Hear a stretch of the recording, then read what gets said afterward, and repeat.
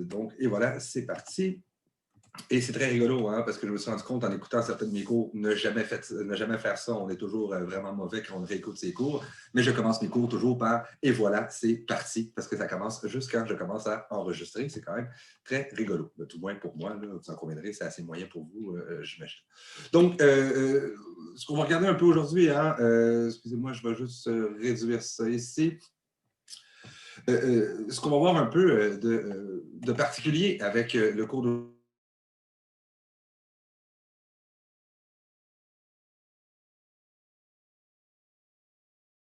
rétablir le son. Et voilà. Donc, ce qu'on va voir un peu aujourd'hui hein, dans le cours, c'est que, eh bien, les transformations des modèles familiaux n'arrivent pas par hasard. Hein. C'est pas tout d'un coup, il se passe quelque chose. Non, il y a véritablement des mouvements, des moments historiques très importants dans les sociétés. C'est d'une part l'industrialisation massive des sociétés hein, qui vont passer de sociétés essentiellement agraires à des sociétés industrielles. Ensuite, pour la transition vers la famille moderne et postmoderne, la Révolution tranquille et le mouvement féministe qui est un acteur absolument incontournable à ces transformations des modèles familiaux. Donc, on retient un peu l'idée que la transformation des modèles familiaux, ça n'arrive pas dans le vide, c'est absolument corrélé aux transformations historiques que connaissent nos sociétés. Donc, on va regarder ces trois modèles familiaux-là, le modèle traditionnel, le modèle moderne et le modèle postmoderne, qui est celui si on veut, qui marque l'époque contemporaine, mais conserver quand même à l'esprit que ce n'est pas parce qu'on quitte d'un modèle à l'autre que tout ce qui était, si on veut, dans le modèle précédent arrête d'exister. Hein, ce n'est pas parce qu'on est dans une famille davantage postmoderne aujourd'hui qu'il n'y a pas de relents traditionnalistes, par exemple, dans certaines familles également. Hein, donc, on retient un peu que ce sont des idéotypes qu'on appelle, hein, c'est-à-dire des grandes transformations selon des modèles, mais qui correspondent à la réalité, mais toujours avec une certaine distance. Hein. C'est-à-dire que ce n'est pas toutes les familles qui s'inscrivent à l'intérieur de ça, mais quand même la majorité d'entre elles. Donc, commençons. J'ai mis quelques images, ça peut toujours être sympathique. Donc, quelques images du Québec traditionnel, hein, où on voit un peu tourner vers l'agriculture, des sociétés qui sont très peu urbanisées, hein, c'est-à-dire qu'on a des petits villages, mais on n'a pas encore les grandes villes comme on les connaît aujourd'hui. Et c'est des sociétés, évidemment, particulièrement marquées par la religion catholique pour ce qui est du Québec. Donc, c'est quoi un peu le contexte qu'on a? Eh bien, on a un peu un contexte particulier. Hein? Je vous rappelle peut-être vos anciens cours d'histoire, puis là, je sais que je vais retourner très, très loin en arrière, mais il y a ce qu'on appelle, je vais passer vite là-dessus, hein, inquiétez-vous pas, c'est ce qu'on appelle la conquête. Hein? Il y a un moment, la conquête britannique, il y a un moment où, effectivement, les Canadiens français, hein, si on veut, arrêtent d'être dominants sur leur territoire. C'est véritablement la population anglophone, la population britannique, qui va essentiellement posséder tous les leviers politiques et économiques. Donc, il y a véritablement une scission entre deux groupes. On a déjà parlé dans les cours de groupes d'appartenance. Mais il y a véritablement quelque chose à cette époque-là. On a d'un côté les francophones qui sont catholiques et les anglophones qui sont protestants. Aujourd'hui, on remarque encore une fois cette scission-là, mais on voit que l'élément religion a tout simplement disparu de l'équation. Donc, pendant longtemps, on a un peu l'idée que être un Canadien français, qu'on appelait à l'époque, eh bien, c'est d'être à la fois francophone et catholique. Hein, aujourd'hui, on voit que qu'est-ce qu'être québécois, on va dire plutôt Canadien français, mais c'est d'être francophone essentiellement. On voit que la religion catholique a été graduellement évacuée. On va y revenir plus tard. Il y a un grand discours assez particulier à l'époque, c'est-à-dire que à l'époque, le peuple, mais aussi les intellectuels de l'époque, se sentent particulièrement menacés. Menacés par quoi? Menacés par l'assimilation culturelle anglophone. Les anglophones se concentrent majoritairement dans les grandes villes, essentiellement à Montréal et à Trois-Rivières, un petit peu Québec, mais surtout à Montréal. Hein, donc, c'est pas nouveau hein, qu'on considère que Montréal est une ville anglaise. Hein, ça fait depuis la conquête, je vous rappelle, 1870, ça fait quand même assez longtemps, 1790, excusez-moi. Eh bien, donc, on a vraiment un discours à l'époque qui met de l'avant, hein, il va mettre de l'avant qu'en gros, la ville est un lieu, et là, retenez un peu, vous avez peut-être écouté la série Duplessis, hein, dans le bon vieux temps, assez d'imaginer Duplessis, hein, qui rappelle un peu cette période-là, que la ville est un lieu de perdition et d'influence immorale. La ville corrompt, la ville est dangereuse pour les mœurs. Pourquoi? Ben, parce que très concentrée, l'Église est moins puissante à la place. Il y a également des lieux, il y a des bordels, hein, disons-le complètement. Il y a également des débits de boissons. Donc, c'est un lieu qui est très dangereux pour les Canadiens français, du moins dans le discours. Donc, on va mettre de l'avant que ce qui est bon pour les purs Canadiens français que nous étions, du moins dans le discours à l'époque, c'est justement la paysannerie et la famille rurale. Donc, on va énormément insister sur pour être un bon catholique, pour aller au ciel, il faut que tu sois paysan et que tu vis dans une famille nombreuse, une famille, hein, qui est dans les petits villages un peu partout qui vont parsemer au Québec. Donc, on va avoir vraiment un discours politique, hein, qui va favoriser la colonisation du territoire au détriment de l'urbanisation. Donc, on a vraiment ce discours-là. Pour ceux et celles qui ont déjà vu les histoires comme les histoires des pays d'en haut ou le temps d'une paix ou des choses comme ça, on est vraiment dans le contexte de il faut coloniser le territoire. On laisse la ville en quelque part et les affaires, des choses qui sont considérées comme étant sales aux anglophones. Et c'est vraiment la paysannerie et la colonisation du territoire. À l'époque, par exemple, l'Abitibi, qui va véritablement être le milieu, le moyen par lequel on va pouvoir, les Canadiens français, résister à l'assimilation anglophone. Donc, il y a vraiment ce discours-là à l'époque. C'est pas moi qui dis ça aujourd'hui avec un vieux nationaliste un peu poussiéreux, hein, c'est vraiment le discours à l'époque qui est tel qu'il était présenté.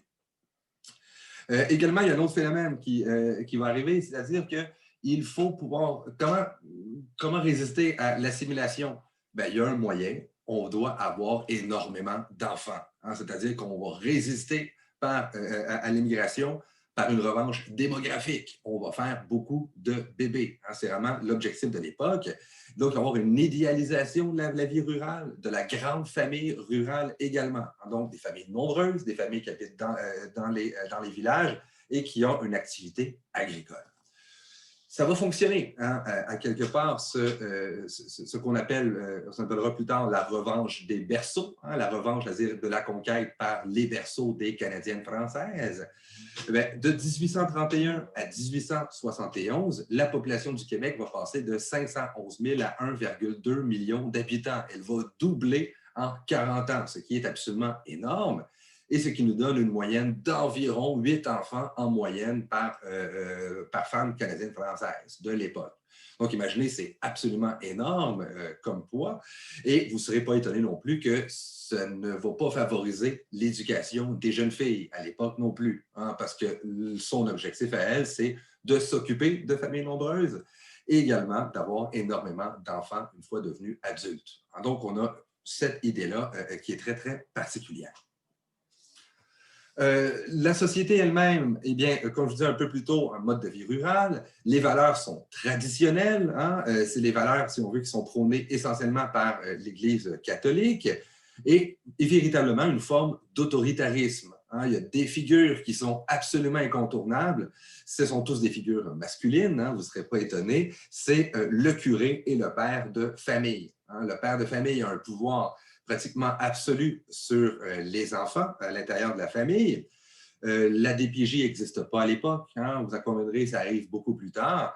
Et il y a littéralement un énorme pouvoir sur les enfants à l'intérieur de la famille.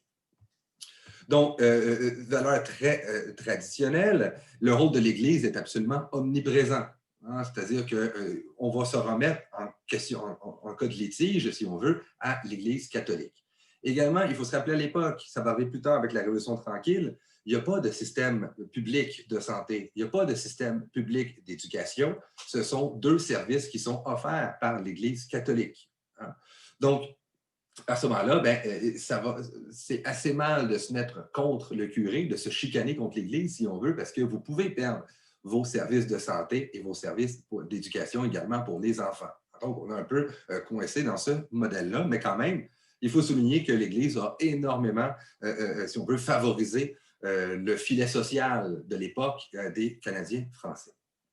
Hein. Je dis Canadien français parce que le terme québécois va véritablement arriver avec la Révolution tranquille en 1968 environ. À l'époque, on parle vraiment de Canadien français. La hiérarchie sociale, elle est masculine. Les femmes n'ont aucun pouvoir dans ces sociétés-là. Peut-être quelques cas isolés, mais c'est majoritairement les hommes. Le premier ministre, le curé et le père de famille. À l'intérieur de la famille également, ce qui a le plus de pouvoir, c'est le père et ensuite le fils aîné. Hein? Ensuite, éventuellement, la mère, ensuite les plus jeunes frères et les plus jeunes filles. Hein? Mais c'est vraiment une société qui est dans sa hiérarchie absolument masculine et elle est contre le changement social. C'est-à-dire que la manière par laquelle est organisée la société exprime la volonté divine. Donc, à ce moment-là, aller à l'encontre, si on veut, de l'organisation de la société, c'est également aller à l'encontre des enseignements de Dieu. Imaginez un peu l'espèce de chape de plomb que ça pose sur cette société-là qui ne peut pas véritablement modifier sa manière d'être organisée.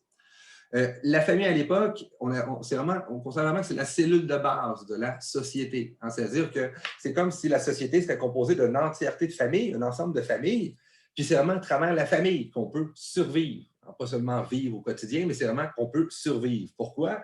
On a vu un peu que c'était l'organisation en petites familles agricoles.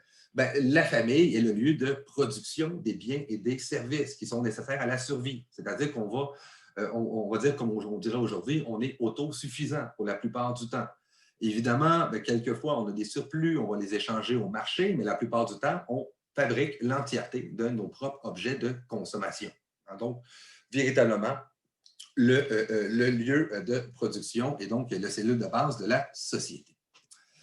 On a un peu vu également que c'est une société très hiérarchisée, hein, très pyramidale. Hein, c'est assez complexe. On ne parle pas d'aujourd'hui, on est davantage dans une société plus démocratique, une certaine égalité entre les membres qui composent la famille.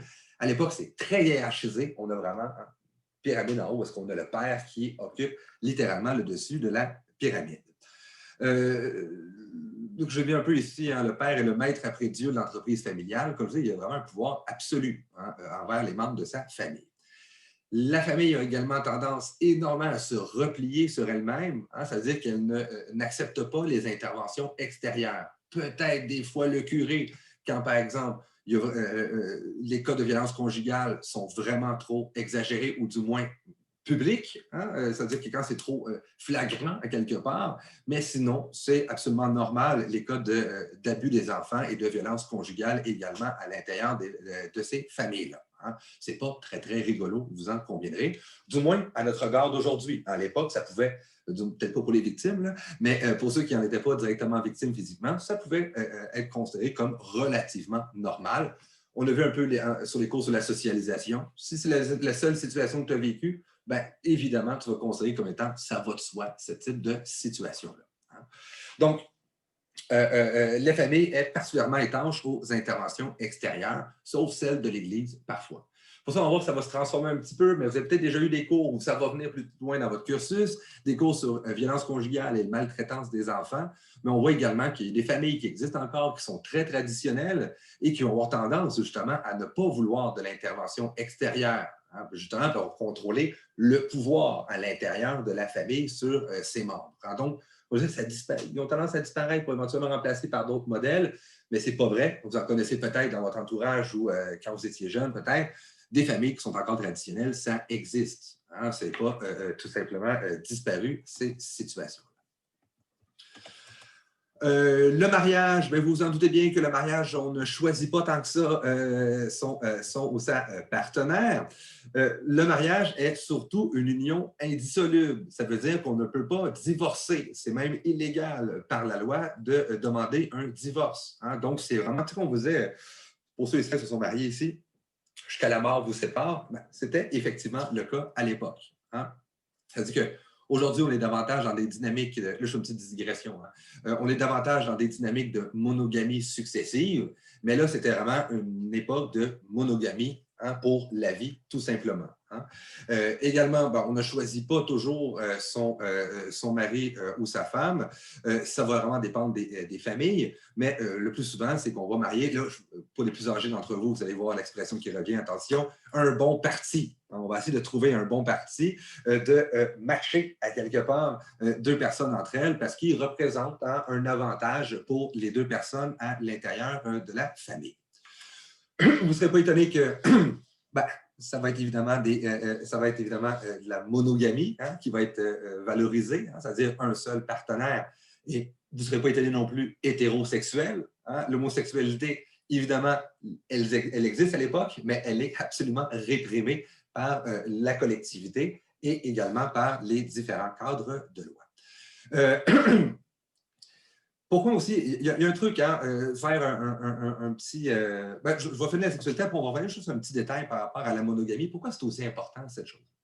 La sexualité, ben, vous ne serez pas étonné non plus que les couples, ce n'est pas pour avoir une sexualité. La sexualité est essentiellement réfléchie pour avoir des enfants, point. Hein? Donc, il n'y a pas de cette dynamique-là de sexualité récréative.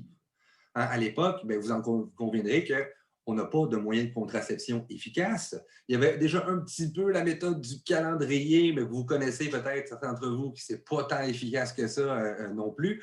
Donc, c'est un peu le problème. Si on a une sexualité récréative, on peut avoir des enfants et les enfants, il faut les garder. Il faut pouvoir également les nourrir, ces enfants-là. Donc, ça devient quand même particulièrement difficile et particulièrement même anxiogène pour les personnes d'avoir des relations sexuelles uniquement fondées sur la récréation, si vous me permettez l'expression. On a des codes très stricts, hein? Donc on a vraiment cette idée-là qu'on va vraiment cadrer la sexualité. Et j'allais dire un petit détail par rapport à ça. Oui, également la notion du devoir conjugal. Hein, qui est toujours très, très sympathique. Je ne sais pas si vous connaissez cette notion-là du devoir conjugal. Le devoir conjugal, c'est que, écoutez le raisonnement.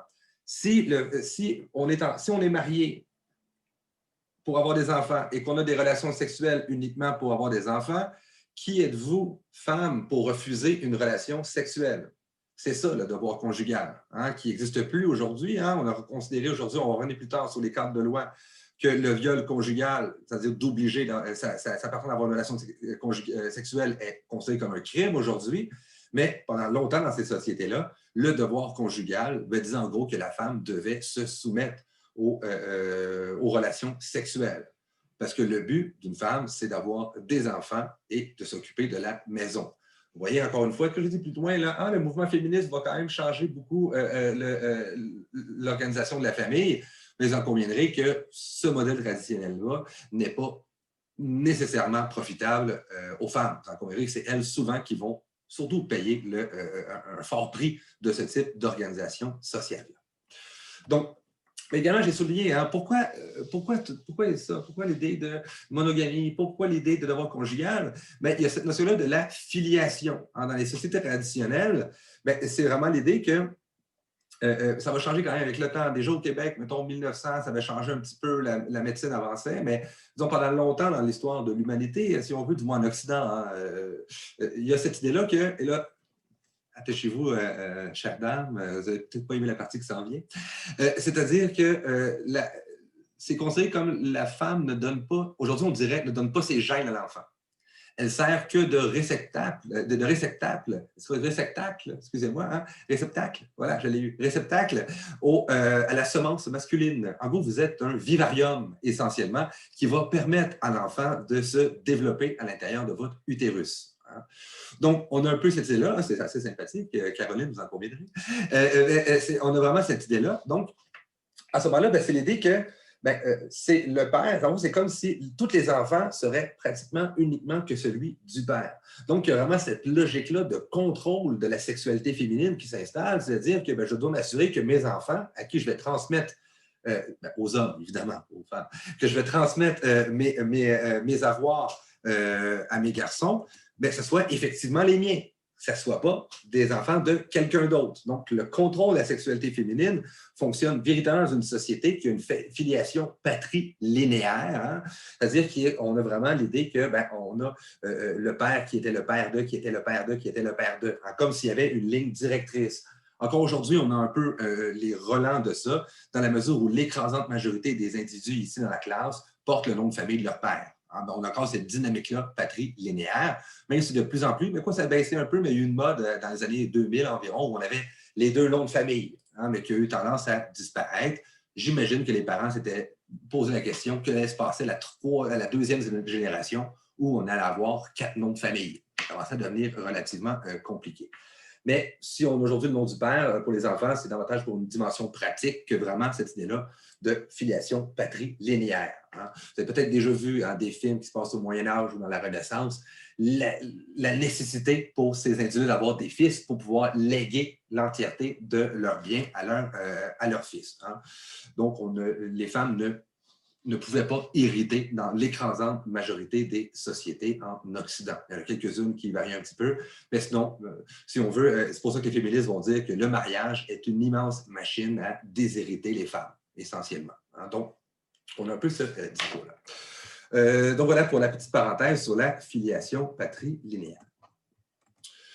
Donc, on a des mariages, ici des photos de mariage. On voit beaucoup que c'est tugué les mariages dans les familles traditionnelles.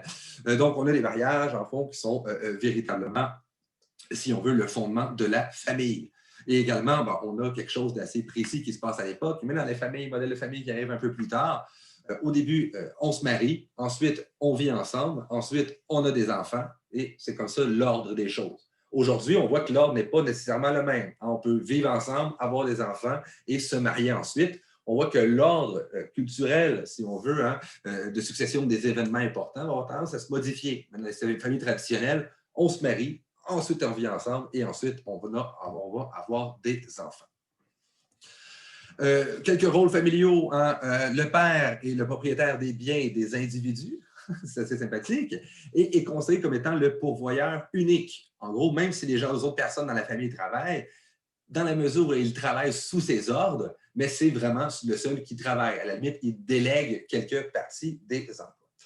Le père, il y a une image qui est assez particulière, hein? C'est-à-dire qu'il y a une espèce d'obligation de perfection, mais à l'extérieur, évidemment. Hein? Il doit, si on veut avoir une image, hein, si on veut, positive du père, du bon père de famille, tout ça, hein, qui, voilà, à l'intérieur. Donc, essentiellement protégé par les membres de la famille. En gros, dans ces familles-là traditionnelles, on va énormément protéger l'image du père.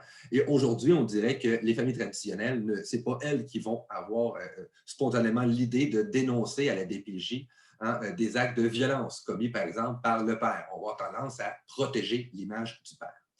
Le père, donc, a des caractéristiques hein, très autoritaires, indépendant, stoïque, c'est-à-dire ne montre pas ses émotions. À cette époque-là, si tu es un père, tu ne pleures pas, tu ne montres pas tes émotions. C'est considéré comme un signe de faiblesse. Hein. Également, la dynamique de contrôle. Pour la mère, eh bien, évidemment, elle a des fonctions associées à la maternité. Elle est l'éducatrice également des enfants. Hein. L'école n'existait pas nécessairement à l'époque, donc c'est surtout la mère qui va s'occuper de l'éducation des enfants, s'occupe de la sphère domestique et souvent, elle est médiatrice entre les enfants et le père également. Hein, donc, on a un peu ce truc-là. Par rapport à la sexualité, bien, on a l'imposition du devoir conjugal, comme je disais un peu plus tôt. L'objectif est d'avoir des enfants et également de la fidélité absolue.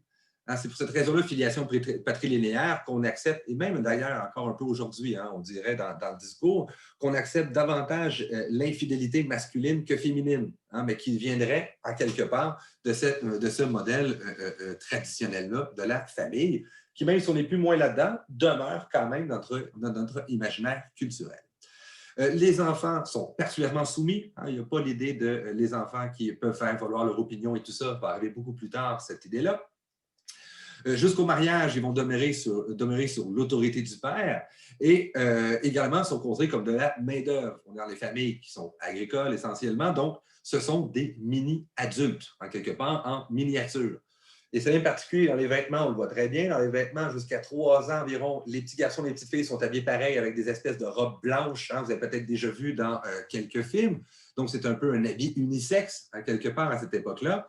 Et un peu plus tard, on va voir que vers l'âge de 4-5 ans environ, on va directement les habiller comme des adultes en miniature. Hein, et leur travail, c'est d'être de la main-d'œuvre hein, pour ce qui est des travaux de la ferme.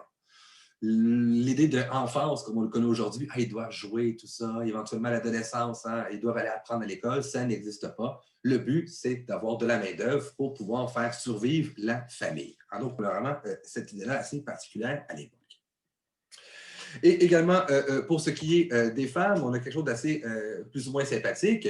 Elles sont soumises à leurs parents, comme les autres enfants à l'intérieur de la famille, mais elles vont demeurer dans une dynamique de soumission toute leur vie. Hein. C'est-à-dire qu'elles seront soumises à leur père à l'intérieur de leur famille, et dès qu'elles vont se marier, elles seront alors soumises à leur mari, hein, ou dans les cas où est-ce qu'elles vont habiter chez la belle famille, sera soumise au père, hein, à l'intérieur de son beau-père, hein, si on veut, aujourd'hui.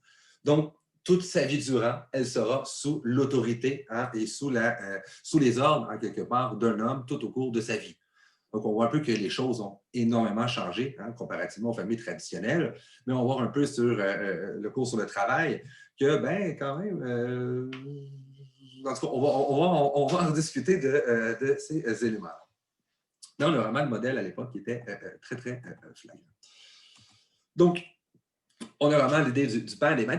Vous voyez vraiment, les rôles sont très traditionnels, comme on dit, hein, mais très, très séparés. Hein, c'est-à-dire, père, c'est ça, mère, c'est ça, un homme, c'est ça, une femme, c'est ça, un enfant, c'est ça. On va plus loin qu'on va devenir un peu plus égalitaire, hein, en ce qui est par rapport au rôle à l'intérieur de la famille.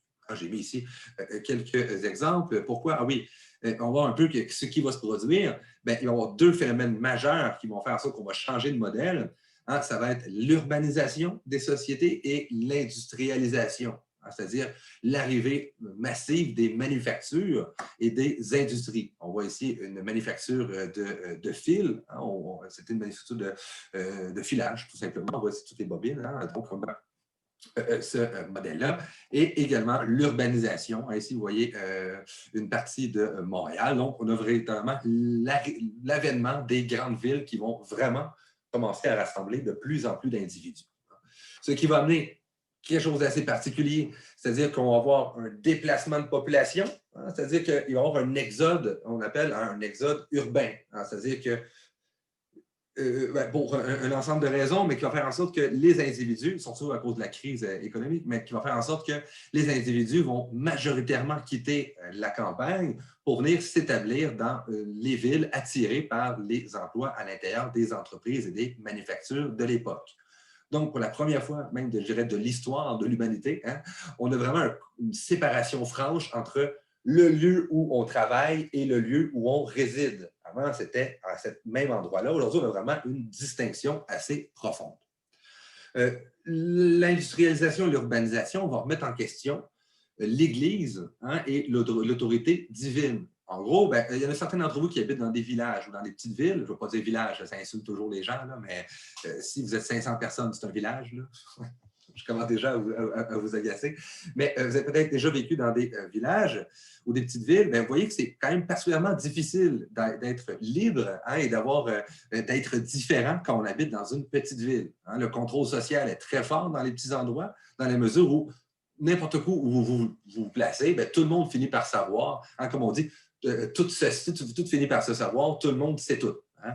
Mais c'est un peu ce qui change avec l'urbanisation.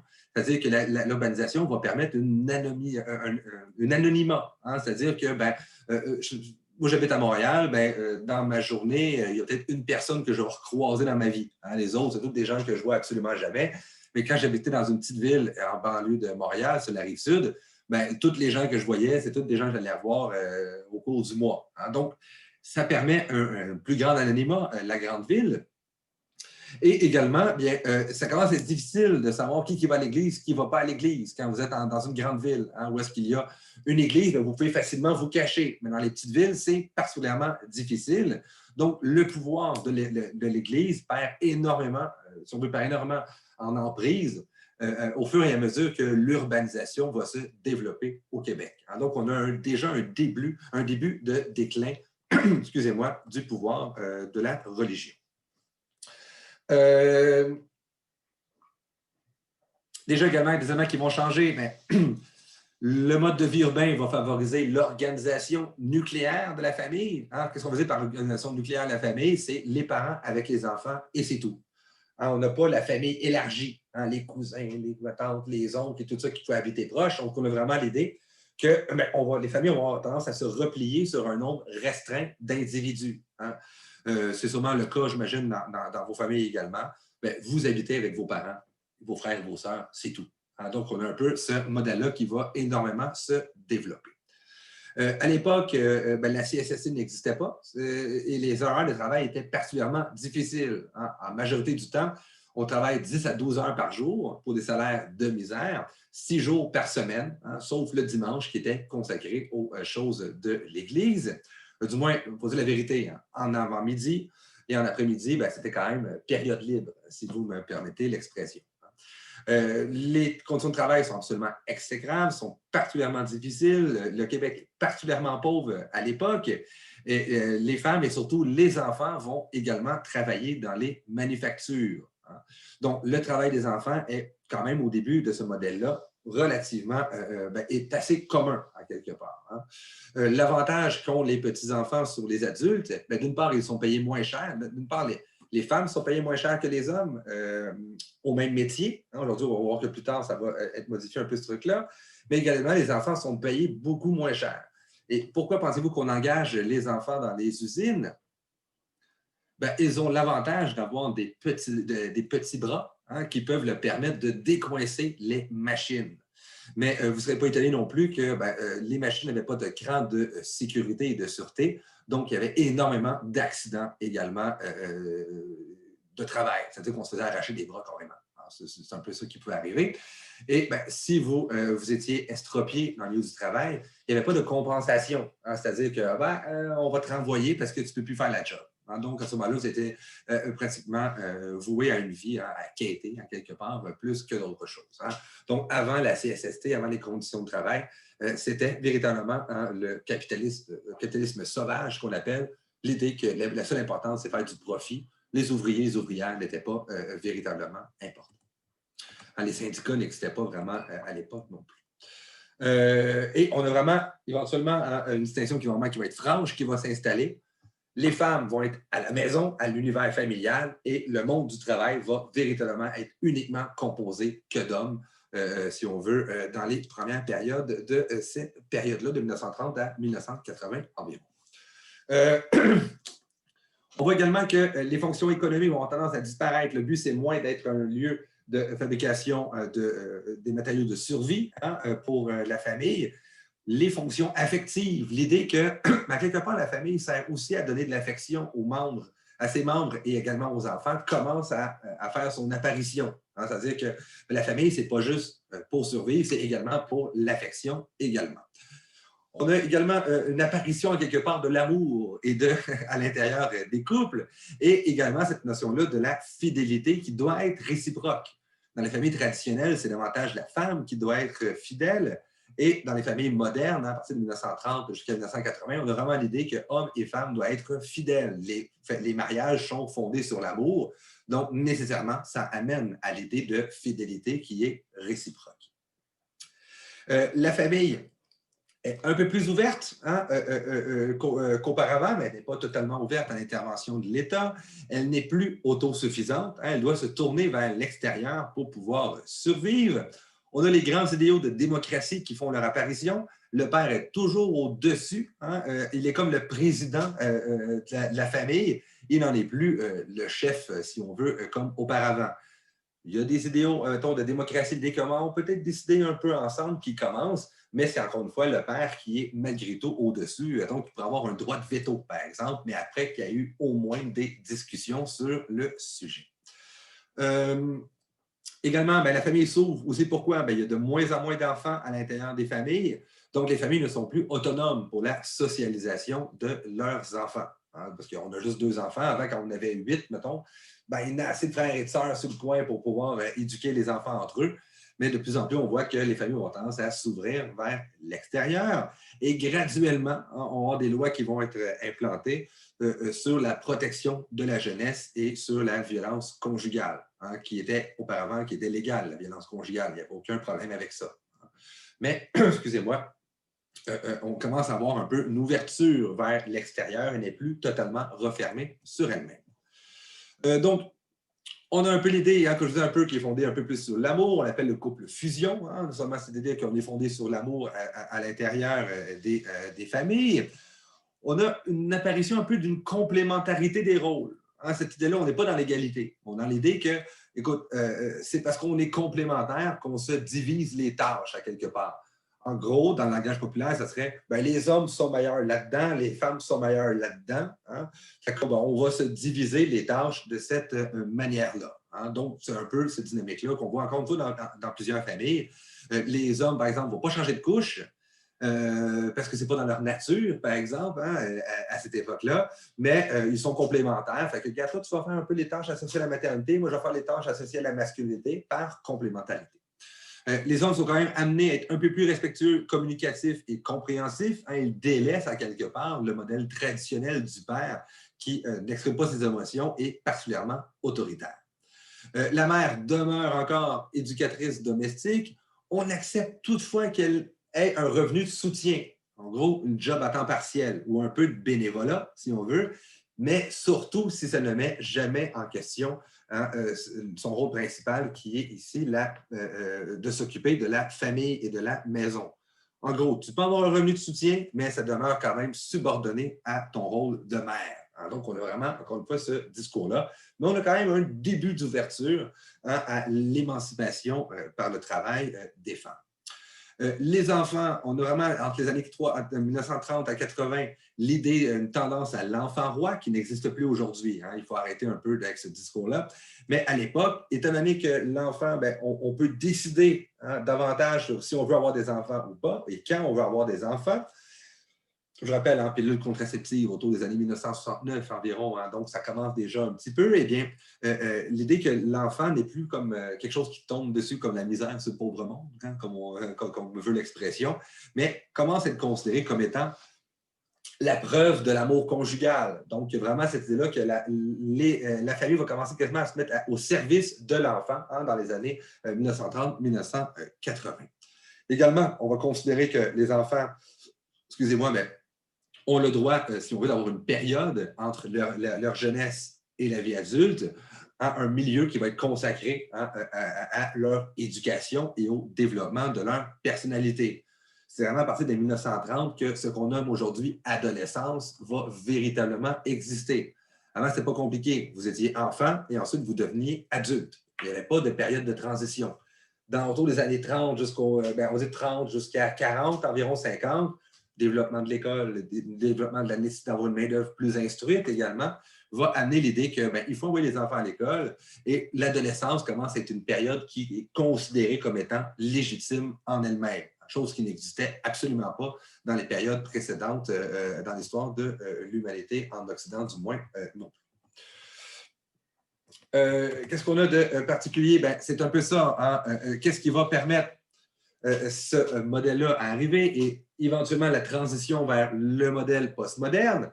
C'est véritablement la révolution tranquille. Hein? C'est-à-dire, je vais vous laisser un peu le côté politique hein, qui est moins cette idée-là aujourd'hui, mais intéressons-nous au développement du rôle de l'État. L'État va mettre en place les services sociaux et de santé et un système public d'éducation. Donc, ce n'est plus l'Église qui va s'occuper ni des systèmes de soins de santé, ni de l'éducation. Hein, vous voyez un peu que c'est plus des curés et des nonnes qui vont enseigner aux enfants. Nécessairement, l'Église va être considérée comme étant moins une matière incontournable. Hein, vous en conviendrez. Donc, mise en place des services sociaux et de santé, mais également, qu'est-ce qui se passe? Bien, si ce n'est plus les femmes qui s'occupent essentiellement de l'éducation et des soins de santé, du moins de manière non rémunérée à l'intérieur de la famille, ça permet également hein, pour les femmes de pouvoir avoir des emplois également. Hein. C'est aussi pour ça qu'on a mis des CPE et des garderies. Hein, c'est pour que les femmes puissent retourner sur le marché du travail. Hein, c'est pas juste pour on est gentil tout ça, non. Hein, c'est aussi pour une question économique également. Hein. Donc, développement du rôle de l'État au point de vue du système de santé et de l'éducation va profondément changer les tâches qui étaient auparavant accordées à la famille, les rôles à la famille. Contraception également, hein, la contraception qui va être de plus en plus acceptée, graduellement, surtout à partir des années 69 environ, avec l'introduction de la pilule contraceptive. éventuellement avec d'autres moyens également. Donc, on va considérer que la contraception n'est plus un mal en soi. Hein, auparavant, on ne recourait pas à la contraception, c'était particulièrement mal vu et mal vécu. Et on voit que, ben, éventuellement, la contraception va amener des phénomènes particuliers. La première maternité va arriver beaucoup plus tard dans la vie des gens et on va avoir beaucoup moins d'enfants également à l'intérieur de la famille. Ce qui va éventuellement favoriser le prolongement des études et le travail pour les femmes. Si vous n'avez pas d'enfants à 18 ans et si vous n'avez pas 8, il y a beaucoup plus de chances que les femmes puissent aller à l'école et occuper également des emplois, ce qui va éventuellement leur donner une forme d'indépendance économique et de ne plus être justement prise à quelque part à l'intérieur de la famille. Hein, donc, on a un peu cette logique. Également, le mouvement féministe, déjà à l'époque, va commencer à critiquer la définition traditionnelle de la sexualité, hein, qui est considérée, encore une fois, hein, comme étant essentiellement reproductive. Hein, donc, on a un peu l'idée que même que les hommes peuvent avoir du plaisir dans les ébats sexuels, mais la femme, non. Hein, donc, cette idée-là du plaisir sexuel des femmes n'était absolument pas tenue, si on veut, pour important dans les années 1960, mais ça commence un petit peu à apparaître, ces éléments-là. Également, on voit un peu que le travail chez les femmes ont commencé, comme je vous dis, un petit peu à rentrer. Les femmes ont continué un petit peu à occuper des emplois rémunérés, hein, donc ne font plus juste du travail non rémunéré à la maison, c'est-à-dire les tâches domestiques essentiellement, parce que vous vous rendez bien que les femmes faisaient quelque chose avant 1960 à l'intérieur des familles, là, vous en conviendrez. Mais ici, ils vont commencer à avoir occupé un emploi rémunéré, mais on a toujours l'idée que ça pose quand même problème par rapport à leur rôle traditionnel qui est d'assurer les enfants. Et encore aujourd'hui, on a un peu ce truc-là, encore une fois. Dans les études, hein, on s'intéresse encore à... si on veut, il y a encore énormément de femmes qui se sentent particulièrement tiraillées lorsqu'ils vont porter leur enfant à la garderie le matin. C'est comme si le rôle traditionnel un peu associé à la maternité et l'éducation des enfants, puis celui d'emploi salarié, rentrait comme en contradiction. Quelque part, on se sent mal de laisser les enfants à la garderie pour une bonne proportion de femmes. Ce n'est pas pour l'ensemble, mais pour une bonne proportion de femmes, parce qu'on a encore ce modèle traditionnel-là quand même qui est qui demeure encore présent. Mais l'idée que les femmes commencent à rentrer sur le marché du travail, commencent à occuper des emplois, va de plus amener l'idée que ben, il faudrait peut-être partager également les rôles à l'intérieur de la famille. C'est-à-dire qu'on en fasse à peu près 50-50% des tâches. Le discours le discours voulant que c'est pas normal si moi je travaille 40 heures semaine puis toi tu travailles 40 heures semaine, que ce soit quand même moi qui fasse le lavage, le repassage, le ménage, les devoirs, la nourriture. Vous voyez un peu l'idée. Il commence à avoir ce discours-là. Pourquoi est-ce que j'aurais ce qu'on appelle à l'époque le concept de double tâche? C'est-à-dire que ben, j'ai 2 journées de travail à quelque part. Je fais un bon 8 heures comme le mari, mais également j'ai 3 heures à faire en revenant à la maison. Donc, on commence à avoir ce discours-là égalitaire qui fait son apparition. Donc, les années 60, déjà, l'État-providence et tout ça commence à critiquer un peu le modèle qui était le modèle conjugal, le deuxième qu'on a vu, hein, qui était, disons, une version un peu plus contemporaine du modèle traditionnel. Mais les années 75 vont véritablement mettre à mal ce modèle-là et qui va amener vers la transition du modèle qu'on vit aujourd'hui. Eh bien, c'est l'espèce d'image de la... on va commencer à critiquer énormément l'image de ce qu'on appelle la ménagère comblée. Hein. Donc, si on veut, la situation fait en sorte que ça répondrait à toutes les aspirations d'égalité avec le conjoint. En gros, qu'est-ce que je veux dire par là? À l'époque, on a l'idée que pour libérer les femmes de leur fardeau à l'intérieur de la famille, il y a une solution simple, on va y acheter des électroménagers. Hein? Ça veut dire que le travail, c'est dur, on le reconnaît. Je vais vous acheter une laveuse, je vais acheter une sécheuse, je vais acheter une cocotte minute, je vais acheter un micro-ondes. Donc, à quelque part, c'est l'image de la ménagère comblée, c'est-à-dire que oui, je reste à la maison, hein, mais c'est tellement rendu plus facile, j'ai une cocotte minute. J'ai les mêmes tâches qui sont quand même difficiles, mais ça se fait tellement plus rapidement. Et si vous regardez un peu dans les années 60, les années 50, 60, on a véritablement dans les publicités, hein, vous pouvez taper les publicités de cette époque-là, on a par exemple, pour elle, un Moulinex, pour lui, de bons plats, hein? C'est-à-dire que la première annonce que vous voyez ici, monsieur, vous qui aimez la bonne cuisine, offrez-lui une super cocotte. Et Moulinex libère la femme. On a récupéré un peu le mouvement de libération des femmes en disant, mais quelque part, est-ce que vous avez vraiment besoin de droit de vote quand vous avez un batteur électrique? Hein? Je vous pose la question ici en classe. Hein? Je fais exprès là, ici de vous agacer un peu avec d'une manière absolument terrible, mais c'est un peu le discours qui critiquait à l'époque. Hein? Où est-ce que vous voyez les grandes images des années 50, vous avez sûrement vu, tu sais, là, vous avez peut-être vu Ma sorcière bien-aimée, puis ce genre de série-là, où est-ce qu'elle doit être absolument parfaite, tout le temps être belle, tout le temps être propre, également toujours avoir fait le repas, qu'il soit prêt à la maison quand l'homme arrive également. Mais c'est ce modèle-là qui est de plus en plus critiqué. Plus spécifiquement dans une série, si vous voyez la série Mad Men, hein, qui est une excellente série qui reproduit l'époque, on a véritablement cette critique-là. À quelque part, comment ça que vous me dites que je dois être heureuse? Moi, je vais avoir un emploi, je vais avoir des droits politiques. Ce n'est pas uniquement par des électroménagers que je vais aspirer au bonheur. Alors, donc, on a vraiment ce discours-là à l'époque qui est très, très fort. Également, le discours féministe va dire la complémentarité des rôles, c'est une illusion d'égalité. Ça veut dire que les rôles complémentaires, les hommes sont mieux pour ça, les femmes sont mieux pour ça, mais ce n'est pas l'égalité à l'intérieur de la famille. Hein? C'est-à-dire que si les deux travaillent, peut-être que les hommes peuvent changer les couches, peut-être que les hommes peuvent se donner le biberon également. Alors, donc, on a un peu ce discours-là qui commence à faire son apparition. Également, bon, ça, j'avais déjà un peu évoqué, hein, c'est là de dénonciation donc de la famille pour dire, vous voulez qu'on reste à l'intérieur de la famille, mais ce n'est pas vraiment la liberté. Hein? Puis il y a vraiment des courants à l'époque qui disaient, vous devez vous libérer, femmes, dans la féminité et le respect de vos rôles associés à la maternité. Donc, véritablement, ces critiques-là vont devenir de plus en plus importantes à l'intérieur des sociétés occidentales en général, mais québécoises également. Par exemple, hein, je peux vous mettre juste quelques dates, par exemple, au point de vue du droit, hein, parce que dans le sens, les inégalités entre hommes et femmes ne sont pas juste à l'intérieur de la famille, ils sont également inscrites dans le droit. Bon, si on regarde juste quelques-unes, excusez-moi, eh bien, on voit déjà que, par exemple, excusez-moi, j'ai juste fait une petite gaffe ici. Hein, OK. 1918, les femmes obtiennent le droit de vote aux élections fédérales, hein, à l'exception, hein, vous en conviendrez quand même, hein, des populations asiatiques et autochtones. On va reparler sur le cours sur diversité culturelle, on va s'intéresser au racisme et au colonialisme également. Donc, les femmes ne sont pas tous égales par rapport à la loi à ce niveau-là. Donc, 1918 au fédéral, ils vont marquer que 1940, seulement au provincial, les femmes vont obtenir le droit de vote. Parce que c'est également une menace à l'intérieur de la famille, hein, c'est-à-dire que, mon Dieu, si les femmes commencent à voter, considérées comme étant égales, nous, on a un modèle, disons, plus traditionnel ou conjugal qui dit que c'est quand même nous le boss.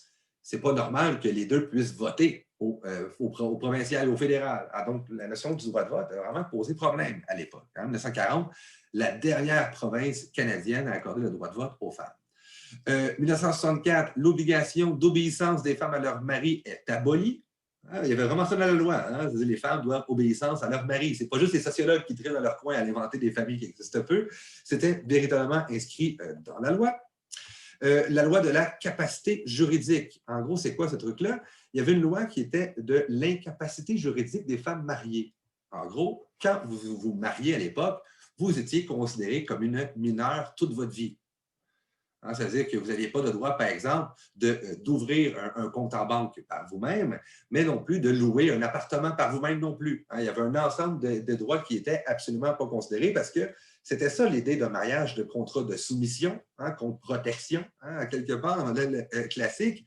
C'est-à-dire qu'on se marie, mais tu es soumise à moi, et pas juste dans les verbes, hein, également dans la loi directement. Elle était considérée comme étant incapable juridiquement, donc une mineure au sens de la loi.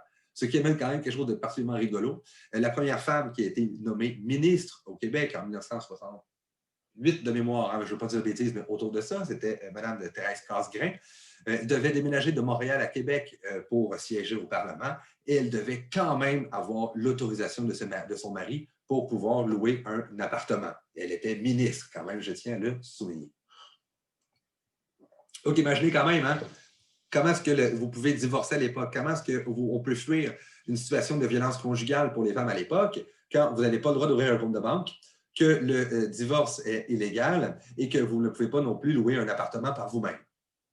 Ça commence à être particulièrement compliqué. On voit un peu que la culture, également le cadre légal, qui va avec la culture évidemment, va empêcher, hein, si on veut, l'émancipation des femmes pendant particulièrement longtemps.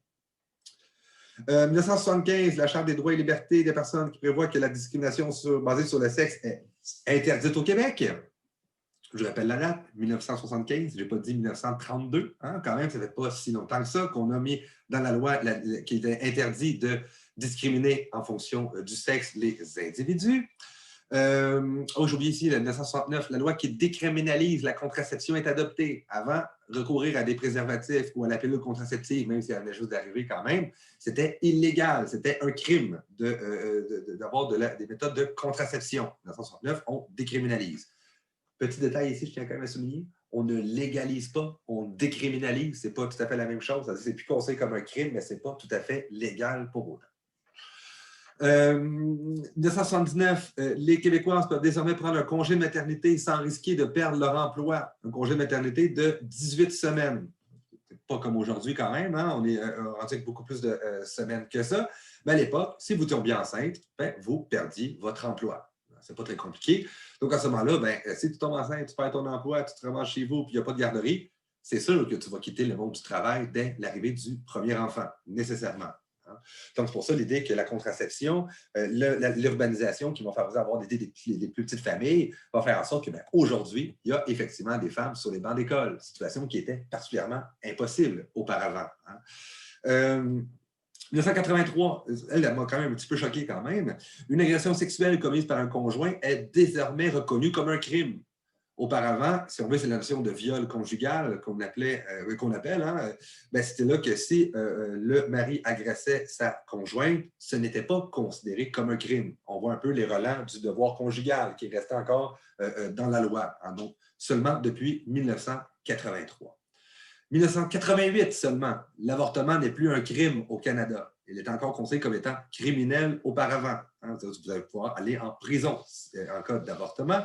Vous voyez encore une fois qu'elle n'est pas légalisée, elle est décriminalisée, ce qui fait en sorte qu'un gouvernement conservateur, par exemple, pourrait très bien recriminaliser l'avortement, hein, parce qu'elle n'est pas encore légale, cet avortement-là. Donc, c'est plus facile au point de vue juridique. Mais bon, passons un peu les détails. Donc, l'avortement n'est plus un crime au Canada seulement en 1988. Et en 1996, on a la loi sur l'équité salariale qui est adoptée, c'est-à-dire un homme et une femme qui occupent des emplois qui sont similaires, que l'on peut comparer, mais doivent recevoir un salaire qui est également égal, pour faire en sorte que les métiers traditionnellement féminins ne soient pas systématiquement moins payés que ceux traditionnellement masculins. Hein? Donc, en 96 seulement. Donc, vous voyez un peu l'idée, hein, quand on parle de féminisme, ça fait longtemps ces histoires-là, c'est fini, c'est du passé, arrêtez l'UQAM de nous agacer avec ces histoires-là. Mais vous voyez que les dates sont très, très récentes et que la plupart du temps, on parle de décriminalisation et non pas de légalisation. Donc, on a quand même encore du chemin à faire également. Hein. Comme je vous disais, là, on va arriver dans le nouveau modèle, qui est le modèle postmoderne, hein, énormément par l'État-providence, également la critique féministe qui va faire en sorte qu'on va changer du modèle conjugal traditionnel, excusez-moi, postmoderne. Je l'ai mis des années du fluo. On est dans les années 80. Hein, les grandes périodes du fluo. Je me suis dit qu'on allait se gâter un petit peu avec un peu d'images flash. Qu'est-ce qui se passe? Majoritairement, les industries commencent déjà à perdre un peu leur attrait, en quelque part. Développement des services et de l'économie du savoir. Maintenant, il faut aller à l'école, si on veut, pour avoir un diplôme. Vous le savez sûrement, vous êtes en formation continue, j'imagine, parce que vous voulez avoir un diplôme. On sait aujourd'hui, on n'a absolument pas le choix. Le mode de vie est absolument urbain et également particulièrement axé sur la consommation. Hein, donc, très, très fortement. Et la consommation, elle est identitaire de plus en plus aujourd'hui.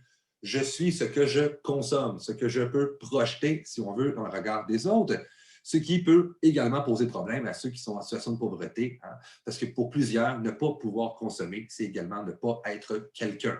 Ça pose problème dans une société de la consommation. Aujourd'hui, énormément de remises en question de la famille traditionnelle également, hein, qui semble très, très condamnable. Hein, du moins dans les propos des individus. On voit également que l'individu est véritablement au centre des valeurs sociales. C'est plus tant la famille que les individus, hein, qui est de plus en plus important. Et aujourd'hui, les individus ont quelque chose de particulier, c'est qu'ils ont de plus en plus tendance à se considérer comme étant artisans de leur propre destin. C'est plus la collectivité, la communauté qui fait en sorte qu'on a notre position et qu'on va pouvoir assurer notre futur. Ce n'est qu'à nous-mêmes qu'on va pouvoir, si on veut, faire avancer notre dossier, hein, notre agenda, si on veut, et qu'on est de plus en plus amené à être des individus autonomes, responsables de nos succès comme de nos échecs. Hein, également, on a cet élément-là qui est très, très fort. On responsabilise énormément les individus de leurs échecs. Et également, on doit qu'à nous-mêmes, hein, notre survie et notre bien-être. En quelque part, il y a une décollectivisation du sort des individus, hein, qui est très, très fort dans nos sociétés actuelles.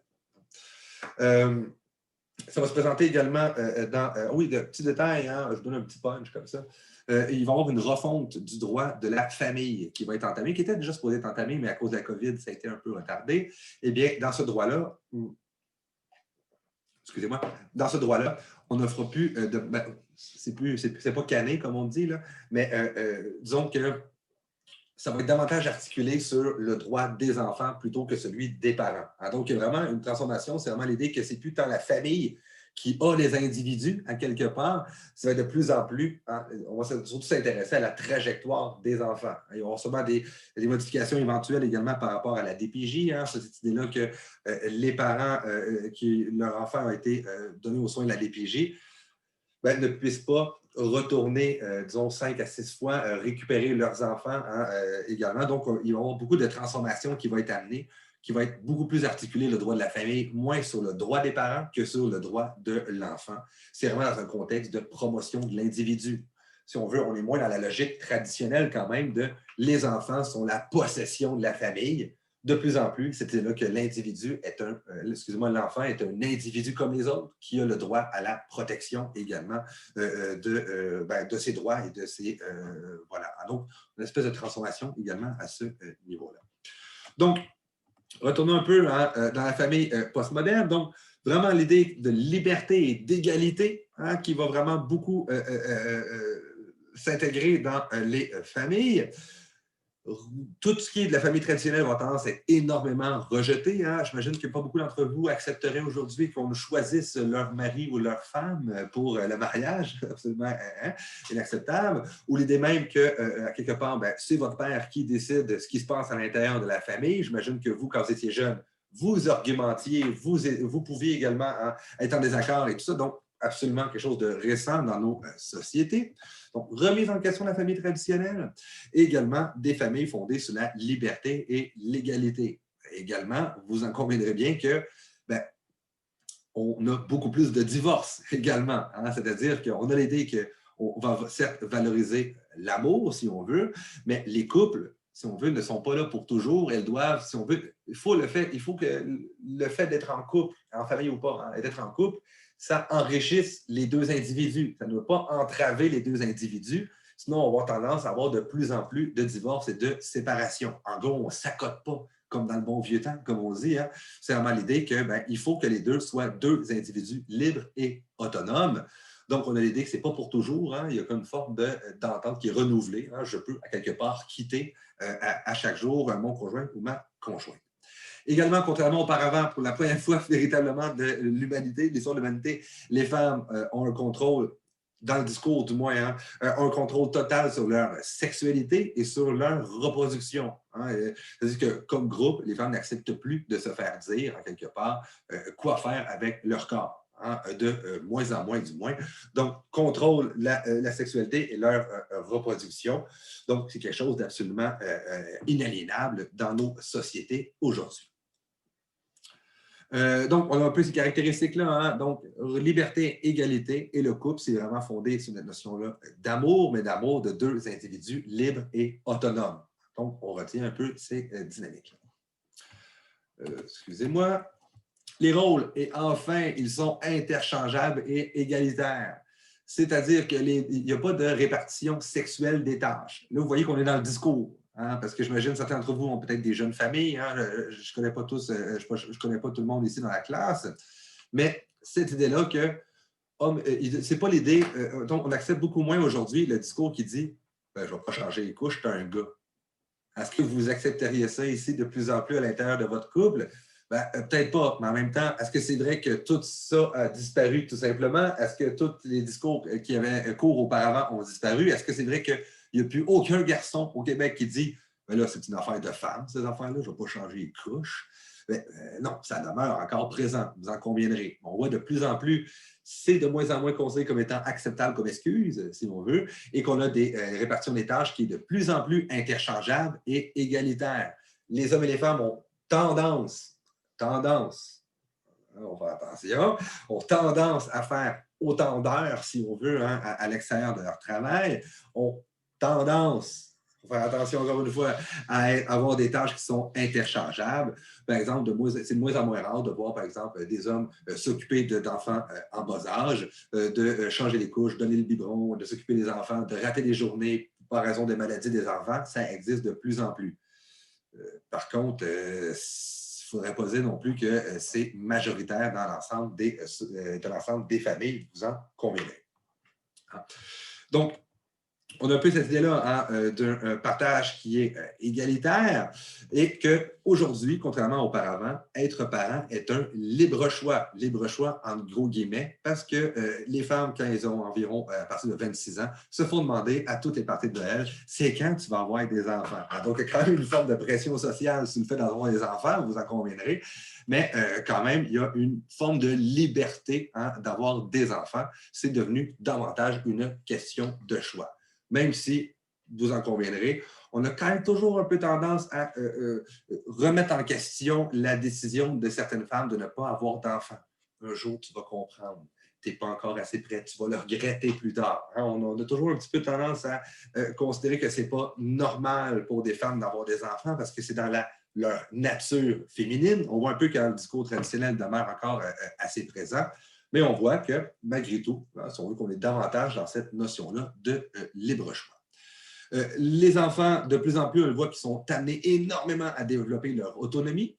En gros, c'est souvent les enfants qui sont laissés un petit peu seuls quand même, hein, qui ont été à la garderie très, très jeunes et que, à quelque part, les parents ne sont plus au service de l'enfant. Les parents ont des loisirs, veulent également faire des activités. Donc, on voit de plus en plus que les enfants sont amenés à développer leur autonomie particulièrement tôt dans leur existence. Hein? Donc, déjà dans les premiers moments, en quelque part. Également, on a vraiment l'idée que la famille doit être absolument ouverte vers l'extérieur. Les enfants doivent avoir des amis, doivent fréquenter des CPE. À la limite même, on va considérer de plus en plus louche des familles qui vont faire l'éducation des enfants à la maison. Les enfants qui n'ont pas d'autres amis que leur frère ou leur sœur, on va dire « Oh, c'est un peu bizarre, ça me semble que c'est quelque chose de spécial ». On voit un peu que culturellement, ça a énormément changé, cet élément-là. Dans la famille traditionnelle, c'était considéré comme étant nécessaire, l'idée de vase clos. Aujourd'hui, c'est à la limite considéré comme étant suspect. Donc, c'est quand même quelque chose de profondément modifié. Et enfin, on a vraiment cette notion-là que les enfants sont considérés comme étant égaux des adultes. Évidemment, il y a toujours un rapport de pouvoir, vous en conviendrez, mais ils sont du moins égaux en droit à l'intérieur de la famille. Ils ne sont plus considérés comme étant des possessions des parents, comme dans le modèle traditionnel. Donc, on a véritablement de profondes transformations qui vont arriver. Ça veut dire que la famille traditionnelle a absolument tendance à... ça, on va l'enlever parce que j'ai déjà quand même évoqué. Donc, la famille traditionnelle va avoir tendance à s'écrouler. Davantage la notion de liberté, davantage également la notion d'autonomie. Le fait d'avoir des enfants est véritablement devenu une question de choix comparativement à avant. Ce qui va avoir énormément de conséquences pour ce qui est de la fécondité, par exemple. Aujourd'hui, eh bien, on voit qu'avoir des enfants, ce n'est plus une fatalité. Hein? Ça veut dire qu'on a la contraception.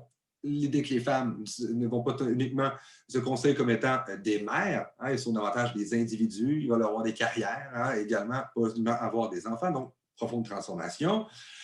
En 2017, par exemple, on a vu 83 900 naissances, mais il y a quand même 29 % des couples qui n'ont pas d'enfants, ce qui est assez récent, encore une fois. Avant, c'était même inimaginable hein, pour un couple adulte de ne pas avoir d'enfants. La moyenne est de 1,59 enfants en 2016, les dernières statistiques qu'on a avec le recensement. Et je vous rappelle que pour le renouvellement d'une population, il faut 2,1 enfants. Ça veut dire que sans le recours à l'immigration, la population du Québec va nécessairement diminuer. C'est-à-dire que si on est deux enfants, si on est deux adultes qui n'ont qu'1,60 enfants, en moyenne, vous en conviendrez, eh bien, nécessairement, la population du Québec décline. Donc, recours à l'immigration pour freiner justement le déficit au point de vue de la population. On voit également que de plus en plus d'enfants, les mères ont des enfants de plus en plus tard. Pour la première fois, le taux de fécondité des femmes de 15 à 19 ans est de 6 sur 1000. C'est le plus faible taux de l'histoire. Là, je ne fais pas un taux comme c'était genre, c'est dramatique, il faut que les enfants, les femmes de 15 à 19 ans aient des enfants. C'est pas ça que je vous dire, mais c'est quand même assez particulier. Dans l'histoire de l'humanité, ben, les femmes de 15 à 19 ans avaient des enfants. Aujourd'hui, c'est particulièrement rare d'avoir ce type de phénomène-là. De plus en plus, on va choisir le moment idéal en fonction de trajectoires individuelles et professionnelles, ce qui fait en sorte qu'en moyenne, les femmes aujourd'hui, pour leur premier enfant, ont en moyenne, c'est une moyenne, 29 ans environ. En gros, ça veut dire quoi? Mais avoir des enfants, maintenant, je veux être installé, avoir ma carrière, fini mes études. Donc, nécessairement, ça va reporter l'âge de la première maternité. Donc, 29 ans au premier enfant et s'ils en ont un troisième, c'est autour d'environ 32 ans environ qu'ils vont avoir leur troisième enfant. À l'époque, la famille était finie il y a très, très longtemps, avant 29 ans. Hein?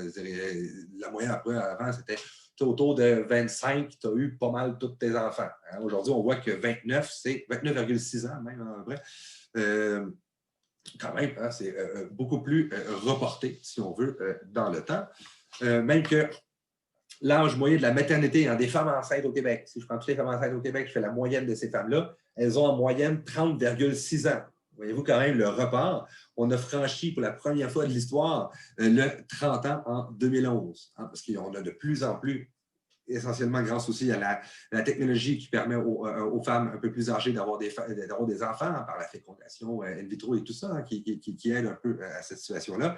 Mais c'est essentiellement dû au report par rapport à l'école et par rapport également à le fait d'être installé dans sa vie. Ce n'est plus une fatalité. On décide aujourd'hui, oui ou non, pour avoir le fait d'avoir des enfants. Quelque chose d'absolument récent dans l'histoire. Donc, c'est un peu ce qu'on a vu. Hein? Ça veut dire qu'on a des profondes transformations. Là, je sais, je l'ai dit beaucoup d'éléments. C'est pour ça qu'à la fin du cours, je l'ai mis excusez-moi, c'est un peu embêtant. Je l'ai mis un petit résumé sous forme de tableau. Hein? Ça peut quand même vous aider quand même pour dire, OK, là, juste me retrouver à peu près. Là, ça va quand même vous aider énormément pour vous y retrouver quelque part. Hein? Donc, c'est un peu ça qu'on a de particulier hein, avec les familles, les profondes transformations. Et ça, ce que je veux insister, c'est qu'il n'y a pas de modèle familial qui va de soi, qui est normal. Il y a des modèles familiaux qui dépendent de la culture, qui dépendent des époques et de la société dans laquelle ils vont évoluer. Et également, alors, un peu, on voit que ce qui est considéré comme une famille traditionnelle aujourd'hui peut être considéré comme les familles à problème. Hein, qui vont peut-être même nécessiter des signalements à la DPJ, hein, potentiellement. Hein, si j'empêche les enfants d'aller à l'école, d'avoir des amis à l'extérieur, ça commence à devenir relativement louche. Mais à l'époque, ça pouvait être considéré comme étant absolument normal et ordinaire. Donc, on voit encore une fois vraiment des profondes transformations à l'intérieur de la famille. On ne vit pas dans les mêmes sociétés que dans les 1900, en 1900, pas uniquement en raison de la technologie hein, et ces éléments-là, c'est également la manière même par laquelle on s'imagine c'est quoi une famille, c'est quoi les rôles familiaux, c'est quoi les tâches à l'intérieur de la famille, c'est quoi être une famille, c'est profondément modifié. Hein. Aujourd'hui, j'aimerais aborder les trois dernières, un peu plus rapidement, hein, parce que bon, un peu plus rapidement, un petit peu quand même, mais trois types de familles quand même qui sont nouvelles dans la société. Hein. C'est les familles recomposées, qui n'existaient pas auparavant. Hein. Les familles recomposées, dites, si on veut, volontaires à quelque part. Je ne sais pas comment le formuler. C'est-à-dire qu'avant, la famille recomposée, ça existait quand un des deux conjoints était mort. Là, ça arrivait, la famille recomposée. Aujourd'hui, parce que les divorces n'existaient pas. C'est illégal de divorcer. Les recomposées qui arrivent. Les familles également monoparentales et les familles homoparentales également. On va aborder ça hein, quand même relativement rapidement. Est-ce que vous me suivez? Est-ce que ça va? Est-ce que c'est un petit peu intéressant ou sinon je fais ça un peu plus vite puis c'est good quand même? Pas si pire? Vous vous accrochez? C'est bon. Ah oui, mini parenthèse, il n'y a pas de mini-test aujourd'hui. Hein, il va y avoir un militaire juste au prochain cours. Donc, ça vous donne aussi une petite pause. C'est pour ça que je me permets de mettre un peu plus de stock là, dans ce cours-ci. La famille nucléaire, c'est un peu l'idée, hein, cette espèce de modèle-là, qui est comme devenu ordinaire en quelque part, hein, 2 adultes avec des enfants. C'est pas mal le modèle qu'on a. Là, habituellement, c'est 2 enfants. Le modèle nucléaire, c'est le modèle qui est comme pas questionné. C'est comme si c'était la norme. Ça va de soi que les familles nucléaires, puis à partir des familles nucléaires, il y a des familles qui sont différentes. Hein, mais c'est comme si c'est devenu en quelque part la norme, la famille nucléaire. Une famille nucléaire, c'est quoi? C'est les enfants qui vivent avec leurs parents biologiques qui ne sont pas séparés. Hein, c'est le concept de famille nucléaire. Et aujourd'hui, on est à peu près à 65% des familles au Québec qui correspondent à ce modèle-là. Ça veut quand même dire qu'il y a 35% des familles qui ne correspondent absolument pas à ce modèle-là. Mais on a toujours l'idée qu'une famille normale, ordinaire, c'est la famille nucléaire. Bon, également, ils peuvent être mariés, peuvent être conjoints de fait, ces parents-là. Mais ce modèle-là est remis en question par plusieurs choses, par l'union libre, hein, de plus en plus, hein, que c'est des individus qui ne sont ni mariés ni conjoints de fait, et également par les différents types de familles qu'on va voir un peu plus tard, recomposées, monoparentales et homoparentales. Regardons hein, quelques statistiques. Qu'est-ce qu'on peut voir? C'est le déclin de la religion a énormément d'influence sur les mariages, par exemple. Hein? Vous voyez ici mon graphique, ce sont les mariages depuis 1970 au Québec. Voyez-vous la chute libre absolument énorme, hein, si on veut, qu'on a avec les mariages. Et c'est essentiellement, pourquoi ça remontait un petit peu, mais c'est grâce au mariage hein, des unions de fait hein, avec les personnes de sexe opposé. Excusez-moi, conjoint de sexe opposé. Non, j'en reviens un peu plus tard là-dessus, excusez-moi, là, j'ai un petit détail. Donc, on voit que les mariages ont énormément tendance à diminuer. De 1996 à 2016, ils ont passé de 60% à 35%. Ça ne fait pas si longtemps que ça, 96 quand même. Hein, donc, une nette diminution des conjoints qui sont mariés. L'union libre fait énormément de progression. Hein. Excusez-moi, l'union libre, c'est le fait de ne pas être marié et de ne pas être conjoint de fait non plus. Hein. Donc, pas de mariage religieux ni de mariage civil non plus. Hein.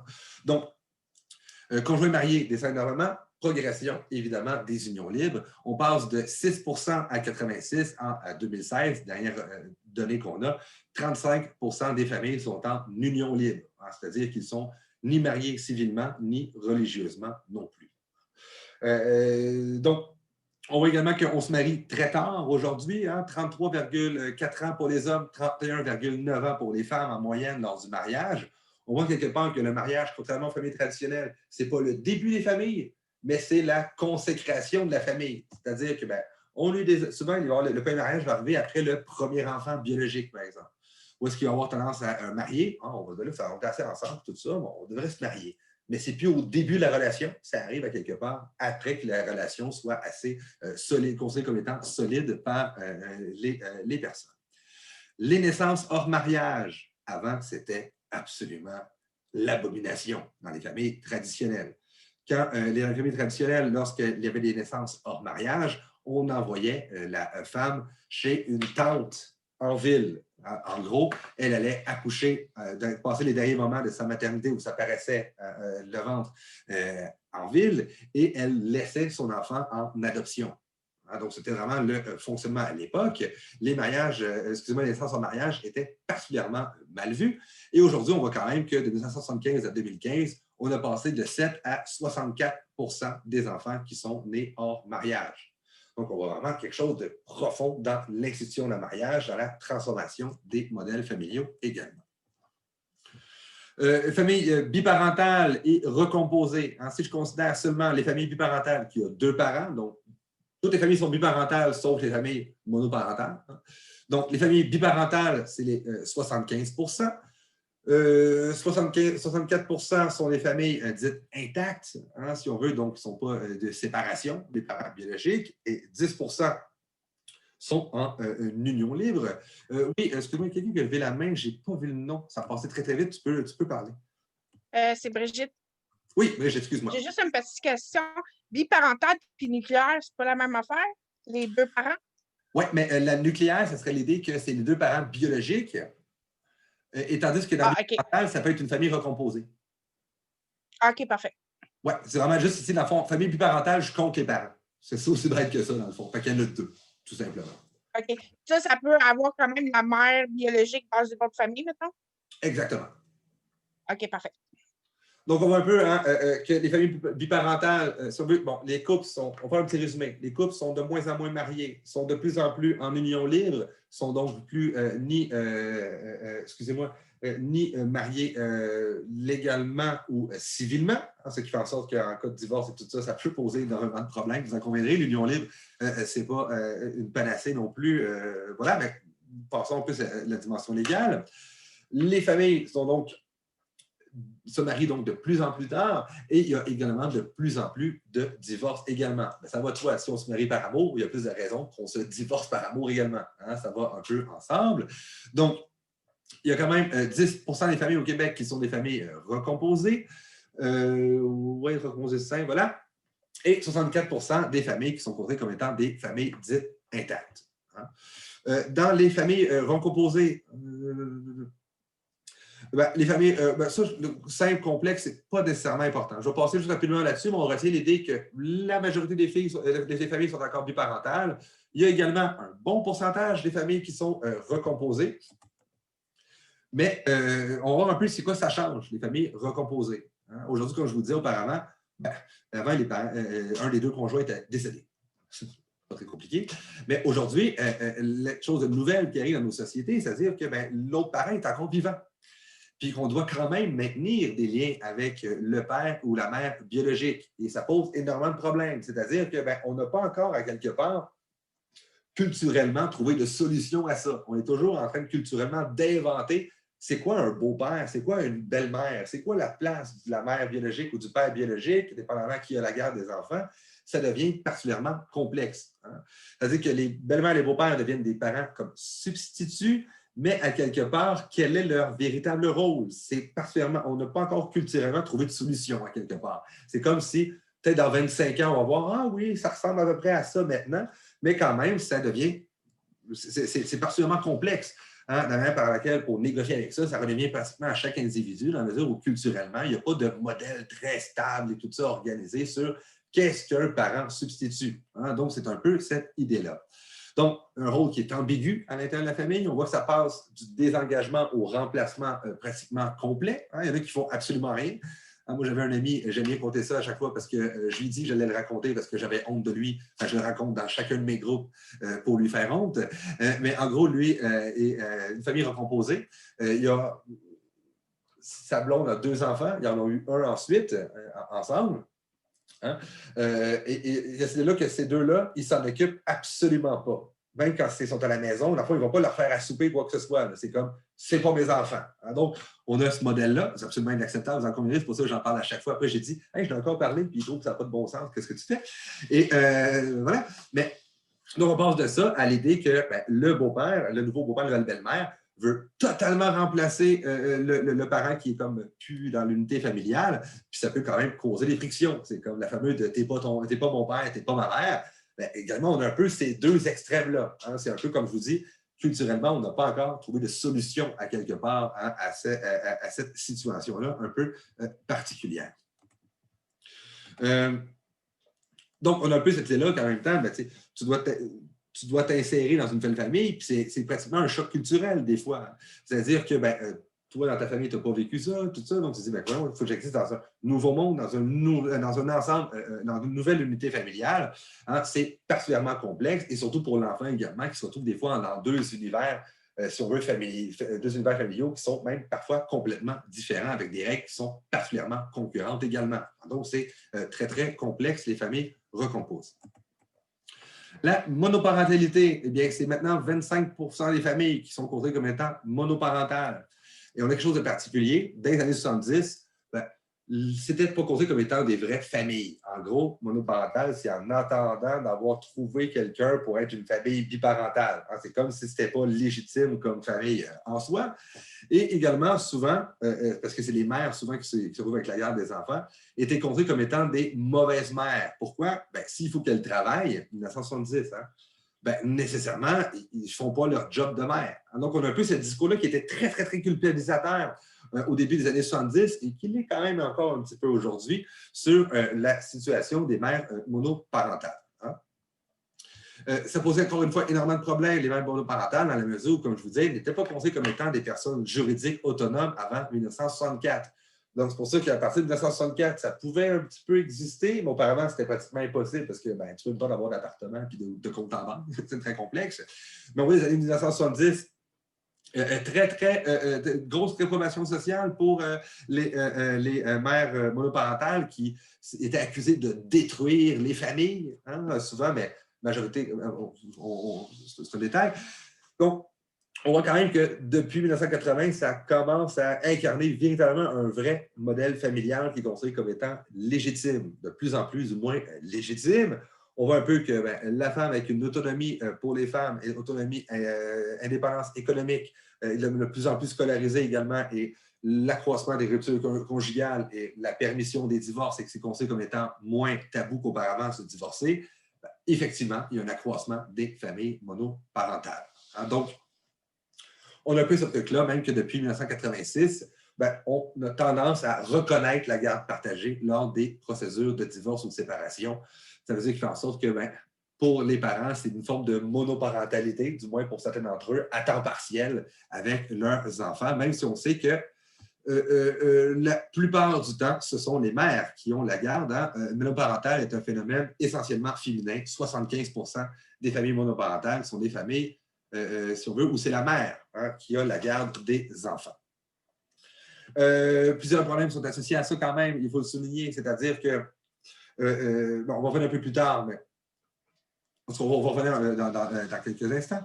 Pour les mères, c'est souvent difficile, hein, la monoparentalité, surtout excusez-moi, la séparation, surtout pour les mères qui sont davantage dans les modèles traditionnels. Hein. C'est l'idée d'avoir une forme hein, excusez-moi, je vais recommencer. Pour les mères hein, qui sont jeunes, peu scolarisées, donc avec des revenus difficiles, ben, c'est particulièrement difficile la monoparentalité. L'avoir à l'idée de s'occuper seul de l'enfant, de l'ensemble des responsabilités également, c'est particulièrement difficile pour les mères monoparentales. Et c'est encore plus difficile lorsqu'elles ont peu ou pas d'assistance familiale. Hein, qui veut déjà dans une famille éclatée, c'est particulièrement difficile. Et également lorsqu'elles sont seules dès la grossesse. Donc, c'est particulièrement difficile pour les femmes, surtout lorsqu'elles sont jeunes, et sont, on veut, peu scolarisées, parce que c'est souvent corrélé à un métier qui est relativement moins rémunéré également. Pour les femmes qui sont attachées aux valeurs traditionnelles, c'est encore plus difficile dans la mesure où elles ont tendance à avoir brisé leur famille et ils ont une forme de, souvent même une culpabilité hein, d'avoir brisé la famille pour ces femmes-là. Également, l'idée d'avoir occupé des rôles associés également à la paternité, ça peut également les mettre dans une forme d'anxiété à quelque part. Mais on retient l'idée essentiellement que la monoparentalité, phénomène essentiellement féminin, qui est également associé à une forme de pauvreté. Hein, ici, je vais mettre ici, voilà. Donc, je vais juste deux petites secondes, hein, je vais vous mettre ça ici. Eh bien, chez les mères seules, qui vont se considérer la majorité des familles à faible revenu. Hein, ça veut dire que si vous voyez mon graphique ici, un petit graphique en bleu, on a les familles biparentales, on a les familles matricentriques et patricentriques. Hein, en gros, ça veut dire c'est-tu la mère ou le père qui est centre de la famille. Et on voit quand même que ben, les familles matricentriques, elles ont 50% d'un revenu d'une famille biparentale et pour les familles patricentriques, 68% d'un revenu d'une famille biparentale. En gros, ben, c'est un peu ça qui est embêtant. Hein? Les emplois masculins étant habituellement mieux rémunérés que les emplois traditionnellement féminins. Également que les hommes ont eu moins tendance à mettre de côté leur éducation, leur scolarité pour avoir des enfants également. On voit qu'ils sont moins affligés à quelque part par une séparation que les femmes, dans la mesure où on trouve véritablement hein, les familles matricentriques ont 50% du revenu versus 68% hein, pour un revenu pour les familles patricentriques. Le taux de pauvreté est 4 fois supérieur que dans les familles biparentales, dans les familles monoparentales ou matricentriques, et constitue le tiers des familles à faible revenu au Québec. Donc, on a vraiment ce problème-là. Ils ont certes quelques revenus quand même, leur salaire, ça va de soi, la pension alimentaire également, quelques prestations gouvernementales, mais qui ne sont pas énormes non plus. Beaucoup de difficultés des fois avec cette idée-là de l'image de l'assisté, c'est-à-dire que ce n'est pas avoir des pensions, l'idée d'avoir des prestations et tout ça, ce n'est pas socialement valorisé. Une société qui valorise énormément l'autonomie, donc c'est une image avec laquelle ils ont parfois également la difficulté à composer. Elles sont également discriminées à l'emploi et au logement également. Quelqu'un qui veut louer des logements va davantage louer à une petite famille, pas d'enfants, qu'à une mère monoparentale avec 2 ou 3 enfants. Donc, on a quand même des préjugés, des stéréotypes associés à tout ça qui vont discriminer au logement, mais également à l'emploi. Hey, je vais-tu l'engager? Dès que ses enfants vont être malades, elle va être obligée de partir. Donc, on a encore une fois discrimination au logement et à l'emploi. Également, c'est associé, comme on voit statistiquement, que c'est associé à une forme de détresse psychologique, au stress, à l'anxiété et parfois même à la malnutrition. Pourquoi? Qu'est-ce qu'on coupe en premier quand on a moins d'argent? C'est la nourriture, qui est le premier poste budgétaire qui va tendance à être coupé. Donc, associé à détresse psychologique de stress, et sont davantage plus nombreuses à fréquenter l'urgence et les cliniques externes, de même que les services sociaux. Donc, évidemment, c'est beaucoup plus difficile, si on veut, pour une femme qu'un homme dans la famille monoparentale. On a l'ensemble de discriminations qui s'y ajoutent. On a l'idée que la monoparentalité s'associe à des facteurs de risque. Facteurs de risque, par exemple, sont statistiquement les enfants plus à risque d'avoir des comportements antisociaux, délinquance, violence, parfois même toxicomanie. Mais là, il faut faire attention à quelque chose ici. Souvent, on dit que les risques que couvre leur enfant, c'est à cause de la monoparentalité. La chose qu'il faut faire ici, c'est que ce n'est pas la monoparentalité qui crée les facteurs de risque pour les enfants, c'est la pauvreté, souvent dans laquelle elles sont plongées, ces femmes-là. Donc, faire attention de ne pas attribuer à la monoparentalité des facteurs de risque qu'il faut, dans les faits, associer à un revenu beaucoup moins élevé, également à une forme de pauvreté. Donc, il faut faire attention des fois à l'attribution causale, de qu'est-ce qu'on considère comme étant la cause d'un phénomène. Les facteurs de risque que vivent les enfants de ces familles-là, c'est essentiellement en raison de la pauvreté dans laquelle ils sont plongés. Petit détail pour les hommes qui sont monoparentales, je vais passer rapidement quand même, mais effectivement, ce n'est pas toujours évident dans la mesure où la socialisation genrée a fait en sorte qu'ils ont énormément intériorisé le discours masculin, quelque part, donc ne sont absolument pas préparés à faire les tâches associées à la maternité. Donc, c'est quand même difficile à ce niveau-là. Difficulté à composer avec les émotions de leur enfant. En gros, ils n'ont pas développé les aptitudes qu'on associe à la féminité. Donc, on a un peu ce truc-là de particulier. Également, plusieurs vont douter de leurs compétences. Toutefois, ce qu'il faut souligner, c'est qu'ils ont beaucoup plus d'aide que les femmes monoparentales, énormément de leur entourage. Le plus souvent, c'est la mère du père.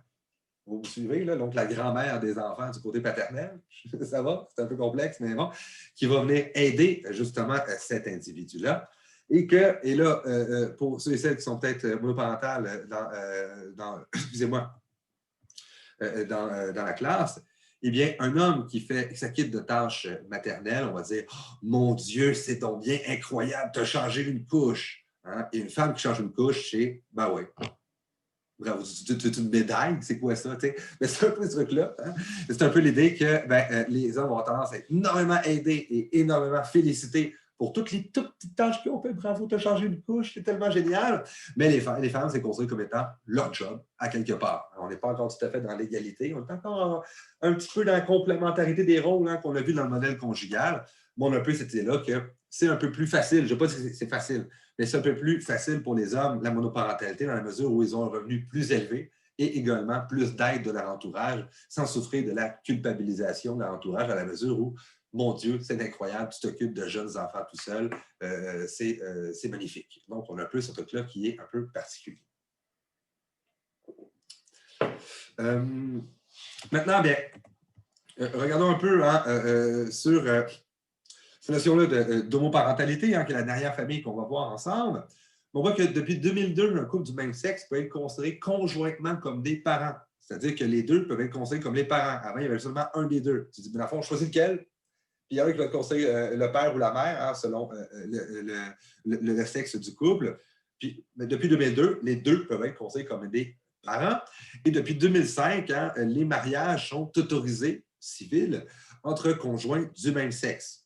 Hein. Donc, relativement récent quand même. Hein. Avant 2005, d'une part, avant 2002, on n'est pas considéré comme des parents ordinaires dans la mesure où les deux n'étaient pas sur l'acte de naissance, par exemple, ou sur les droits par rapport à la paternité, et également ne pouvaient pas se marier civilement. En gros, vous étiez un chum ou une blonde, c'est tout. Vous étiez marié uniquement conjoint de fait au point de vue de l'impôt, parce que, bon, les fameuses blagues sur l'impôt, là, je vais passer par-dessus.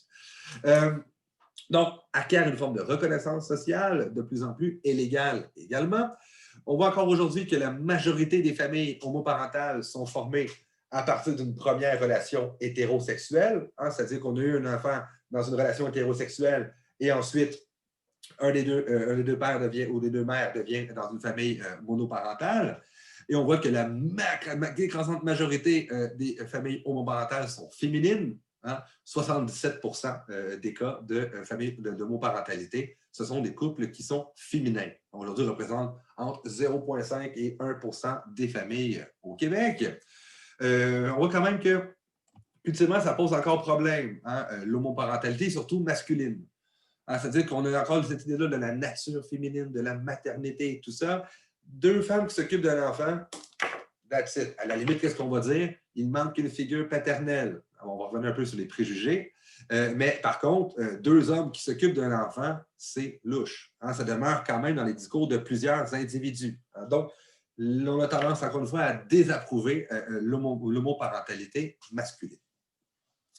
Quelque chose de nouveau qui arrive dans nos sociétés, c'est les familles homoparentales planifiées qui n'existaient pas auparavant, hein, grâce à la procréation assistée et l'adoption. On a de plus en plus de familles qui sont homoparentales, mais dès le début, sans avoir à passer par une relation hétérosexuelle au précédent, ce qui est relativement récent à l'intérieur de nos sociétés. On peut regarder maintenant quelques préjugés hein, rapidement. Il y a cette notion-là qu'il faut absolument avoir une figure maternelle et paternelle. Toutes les études ont démontré que ce n'était pas nécessaire et que même si c'était nécessaire, l'enfant vit en société, regarde la télévision, a un entourage, a des... Inquiétez-vous pas pour ces enfants-là, ils s'en sortent très, très bien. Également, ils ont marqué qu'ils n'avaient donc aucune carence par rapport au développement hein, de leur identité de genre ou quoi que ce soit, et que la seule chose qui était différente, c'est que ces enfants-là ont un peu moins tendance à être très hétéronormés, c'est-à-dire de bien trosser que il y a juste les homosexuels qui est normal, le reste, c'est tout du monde bizarre, ont moins tendance à faire ça. Également, on a remarqué que les femmes ont un peu moins tendance à avoir des métiers traditionnellement féminins. C'est-à-dire qu'ils ont un peu plus tendance que les autres à avoir des métiers un peu plus masculins. Je ne dis pas qu'ils ont tous des jobs masculins, c'est pas ça que je dis.